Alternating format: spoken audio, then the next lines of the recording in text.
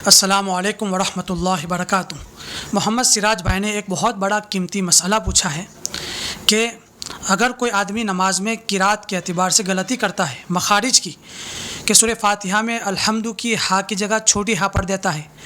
حمزہ کی جگہ عین پڑھ دیتا ہے، قوف کی جگہ کاف پڑھ دیتا ہے، تو کی جگہ تا پڑھ دیتا ہے، تو کیا اس کی نماز ہوگی یا نہیں؟ کہ دوبارہ نماز کا اعادہ کرنا پڑے گا کہ نماز فاسد ہو جائے گی کہ نماز ہو جائے گی؟ دوسرا مسئلہ یہ پوچھا ہے کہ مائع مستعمل استعمال کیا ہوا پانی، اس سے اگر کسی آدمی نے وضو کیا یا غسل کیا اور اس وضو اور غسل سے نماز پڑھی تو کیا نماز ہوگی کہ نہیں؟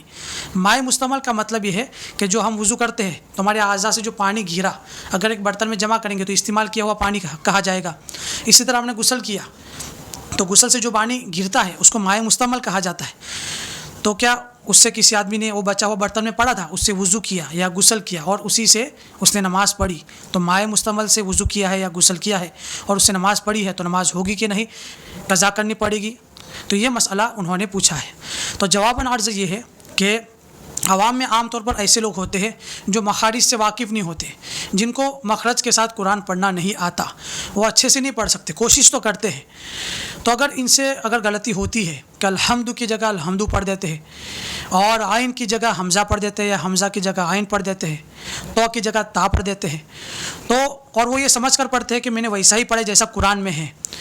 تو ان کی نماز ہو جائے گی، نماز فاسد نہیں ہوگی، ان نمازوں کا اعادہ کرنا ضروری نہیں ہے۔ ہاں البتہ وہ کوشش کرتے رہے،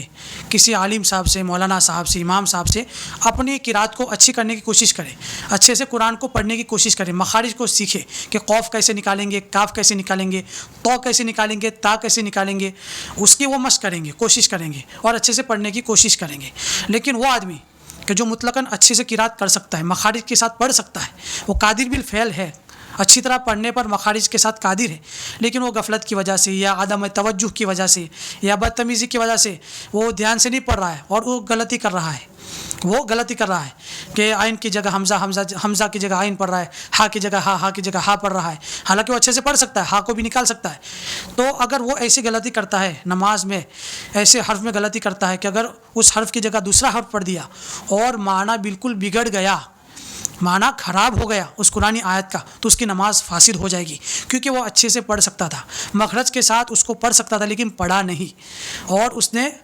عدم توجہ کی وجہ سے، توجہ نہ ہونے کی وجہ سے یا سستی کی وجہ سے یا لاپرواہی کی وجہ سے اس نے اس حرف کی اچھے سے ادائیگی نہیں کی، جس کی وجہ سے بالکل معنی بدل گیا ہے، خراب معنی ہو گیا ہے قرآنی آیت کا، تو اس کی نماز فاسد ہو جائے گی، اس کو نماز کا اعادہ کرنا ہوگا۔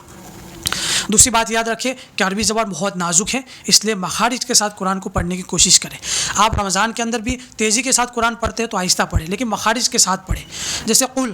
بڑے قوف کے ساتھ، اس کا معنی ہوتا ہے کہ کہو، کہہ دو، لیکن اگر قوف کی جگہ اگر آپ نے کاف پڑھ دیا کل، تو اس کا معنی ہوتا ہے کہ تم کھاؤ۔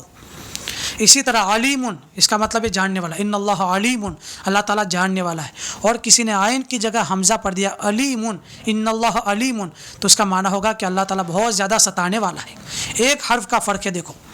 اسی طرح قرآن کے اندر ہے طلاق، تو کے ساتھ، اگر تو کی جگہ کسی نے تا پڑھ دیا تو طلاق، تو کے ساتھ اس کا معنی ہے تفرق کے، جدائی کے ہے، لیکن اگر کسی نے تا کے ساتھ پڑھ دیا طلاق تو اس کا معنی ہوتا ہے ملانا، جوڑنا۔ اور اسی طرح قرآن میں ہے قلبن، قوف، دل، قلبن بڑے قوف کے ساتھ، اگر اس قوف کی جگہ کسی نے قلبن پڑھ دیا تو اس کا معنی ہوتا ہے کتا۔ تو اس لیے دھیان رکھیں اور کوشش کریں مخارج کے ساتھ قرآن پڑھنے کی، اور کچھ صورتیں اچھے سے یاد کر لیں کہ اس کو نماز کے اندر پڑھے تو آپ کی نماز صحیح ہو جائے۔ دوسرا سوال پوچھا تھا کہ مائع مستعمل سے وضو کیا یا غسل کیا اور اسے نمازیں پڑھی ہے تو نماز ہوگی کہ نہیں؟ تو یاد رکھیں کہ جو مائع مستعمل ہوتا ہے، استعمال کیا ہوا پانی، جیسے وضو کا بچا ہوا پانی آپ نے غسل کیا اور آپ کے بدن سے پانی ٹپکا اور وہ برتن کے اندر جمع ہو تو اس کو مائع مستعمل کہا جائے گا۔ پانی طاہر تو ہے، پاک تو ہے، لیکن مطہر نہیں، اس کے اندر پاک کرنے کی صلاحیت نہیں ہے۔ تو اگر اس پانی سے مائع مستعمل سے آپ نے وضو کیا یا غسل کیا ہے تو آپ کا وضو بھی نہیں ہوگا، غسل بھی نہیں ہوگا، اور آپ نے اگر نماز پڑھی ہے ایسے پانی سے تو آپ کی نماز بھی نہیں ہوگی، ان نمازوں کی قضا کرنا لازم ہے۔